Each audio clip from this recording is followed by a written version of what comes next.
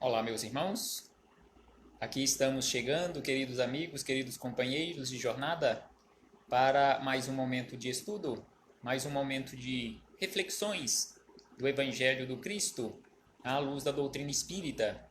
E por isso, nós agradecemos a Deus. Temos que agradecer, adotarmos este hábito saudável de agradecermos a Deus constantemente, em especial pela vida. Mesmo nos momentos de dificuldades, nós temos que agradecer a Deus pelas oportunidades de aprendizado. Agradecemos a Jesus de Nazaré por esses belíssimos ensinamentos que ele nos deixou. Agradecemos também aos espíritos amigos pelo amparo, pela proteção, pela assistência que sempre tem nos dado ao longo da nossa trajetória.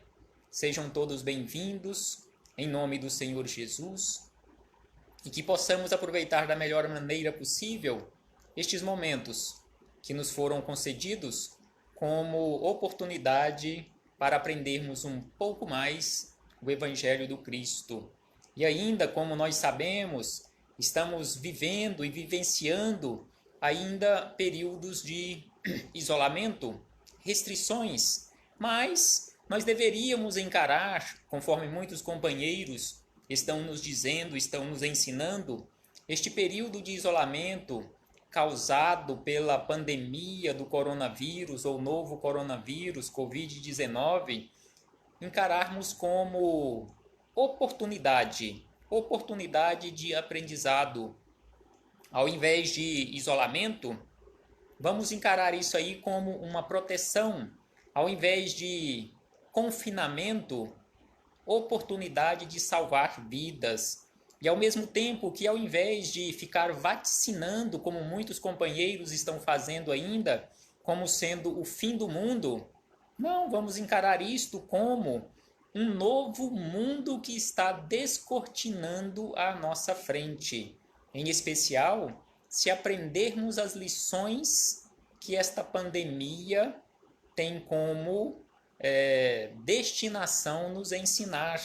E ao mesmo tempo que devemos encarar isto não como uma tragédia, mas como também aquele momento, aquela oportunidade para mudanças. Porque o mundo não será o mesmo, como muitos companheiros às vezes dizem, sobre voltar à realidade, voltar à normalidade. Voltaremos à normalidade, mas uma normalidade muito diferente, porque muitos companheiros mais esclarecidos do que nós estão dizendo de uma forma muito clara e a gente vai vendo, observando que realmente o mundo não será o mesmo, será muito diferente e que possa ser diferente nesta condição de um novo mundo, um mundo realmente melhor, onde nós possamos verdadeiramente sermos mais fraternos, sermos mais colaboradores uns para com os outros e não enfrentarmos isto como simplesmente problemas para a nossa vida, mas como já dissemos, oportunidade para a transformação. Não ficarmos com medo também, mas enfrentarmos isto aí com confiança. E é importante observarmos e esclarecermos também que não encararmos este período de isolamento, já mais de 3 meses, como solidão, mas como aquela oportunidade também para o nosso autoconhecimento. E por último, é importante não encararmos isto como sendo um tédio, como muitas pessoas falam, já ouvi várias pessoas dizendo, mas isso está um verdadeiro tédio, não suporto mais. Aí devemos encarar isto não como esse tédio, mas como uma pausa na nossa vida para a criatividade, que possamos nos reinventar, que possamos reinventar ou inventar coisas novas para a melhoria da nossa vida, para aquela verdadeira transformação tão urgente e necessária que tanto necessitamos. E hoje aqui nos encontramos para estudarmos, neste dia 25 de junho do ano de 2020, estudarmos mais um capítulo do livro Conduta Espírita. como já estudamos o seu prefácio de autoria de Emmanuel e também as palavras de André Luiz, onde eles deixam bem claro que este livro não é simplesmente aquele código de conduta para o espírita, mas sim aquele código de conduta moral, de ensinamentos morais para todos os seres humanos, independentemente de ser espírita ou não, independentemente da religião. Então hoje estudaremos o capítulo 2.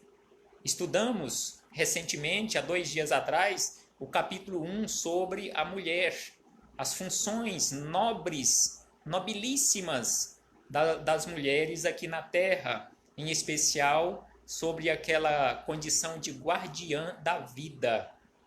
E hoje estudaremos sobre o jovem. O capítulo tem como título exatamente do jovem. Então André Luiz, através da mediunidade de Valdo Vieira, nos diz da seguinte maneira sobre o jovem: moderar as manifestações de excessivo entusiasmo, exercitando-se na ponderação quanto às lutas de cada dia, sem, contudo, deixar-se intoxicar pela circunspecção sistemática ou pela sombra do pessimismo. Então aqui ele nos fala, direcionando a sua fala mais em especial aos jovens, para que possam moderar as manifestações de excessivo entusiasmo, mas tendo aquele cuidado para não cair no pessimismo, não se intoxicar com o pessimismo. E aí ele diz o seguinte, que o culto da temperança afasta o desequilíbrio. Então aqui ele nos lembra, nos chama a atenção, não só aos jovens, mas a todos nós que já adquirimos um pouco mais de experiência, já caminhamos alguns anos a mais do que os nossos jovens, nossos filhos ou até mesmo companheiros já mais de idade no corpo físico, já com netos. Então nós temos que constantemente cultuar a temperança, ou seja, sermos temperados, sermos comedidos nas nossas atitudes para que nós possamos andar um pouco mais distantes daquela linha ou a faixa do desequilíbrio.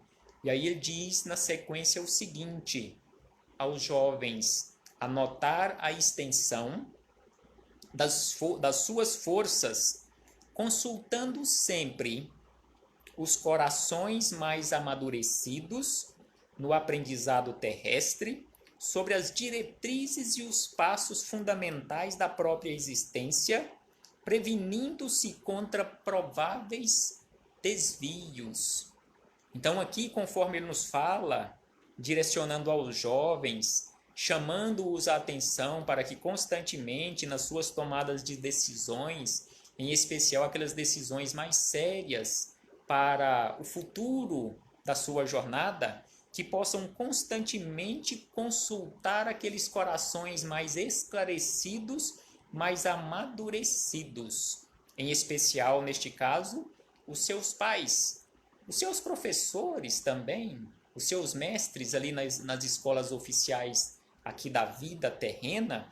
E aí nos faz lembrar aquela resposta que nós encontramos na questão 582 de O Livro dos Espíritos, quando Kardec questionou se ser pai e ser mãe aqui na Terra era uma missão. E aí os espíritos amigos nos respondem que é uma grandiosíssima missão. E aí nos fala lá sobre a nossa responsabilidade quanto ao futuro, ou seja, orientar, nos prepararmos em primeiro lugar para estarmos prontos para orientarmos os nossos jovens, quando eles forem nos consultar sobre aquelas tomadas de decisões mais sérias para as suas vidas, que possamos estar realmente amadurecidos para prestarmos um bom serviço de esclarecimento, principalmente preparando os nossos jovens para o futuro. E aí André Luiz nos fala sobre este parágrafo da seguinte maneira, que a invigilância conservada é desastre certo. Então, se as criaturas, não importa se jovem ou se jamais amadurecido, se permanecermos na invigilância, se não colocarmos em prática na nossa vida aquilo que Jesus nos ensinou há 2000 anos atrás e que continua a ressoar em nossos ouvidos espirituais sobre a necessidade da vigilância constante, então, sem sombra de dúvida, se conservarmos a invigilância, desastre certo na nossa vida, na nossa trajetória. E aí André Luiz acrescenta o seguinte: guardar persistência e uniformidade nas atitudes. Persistência, ou seja, perseverai, e também uniformidade nas atitudes, sem dispersar possibilidades em múltiplas tarefas simultâneas, para que não fiquem apenas parcialmente executadas. Então aqui André Luiz nos chama a atenção, falando aqui aos jovens, para não assumir vários compromissos ao mesmo tempo. Porque quando nós somos ainda jovens, nós, de uma certa forma, quando encontramos alguma coisa, alguma atividade que nós achamos uma atividade boa, apropriada para a nossa vida, aí nós queremos assumir vários compromissos ao mesmo tempo, igual nós encontramos nas casas espíritas, assumir vários compromissos ao mesmo tempo, e aí acabamos por dispersar as possibilidades das tarefas, das múltiplas tarefas. Nós nos dispersamos quando assumimos esses vários compromissos ao mesmo tempo, ou até mesmo cansamos de uma forma mais rápida e acabamos, conforme ele fala aqui, deixando as tarefas inacabadas. Não concluímos as tarefas. E aí ele diz que a inconstância e indisciplina são portas de frustração. Então, inconstância em não agirmos com aquela constância, com aquela firmeza nas nossas atividades, e ao mesmo tempo não tendo disciplina em levar adiante aquela atividade, aquele compromisso assumido em qualquer área que seja.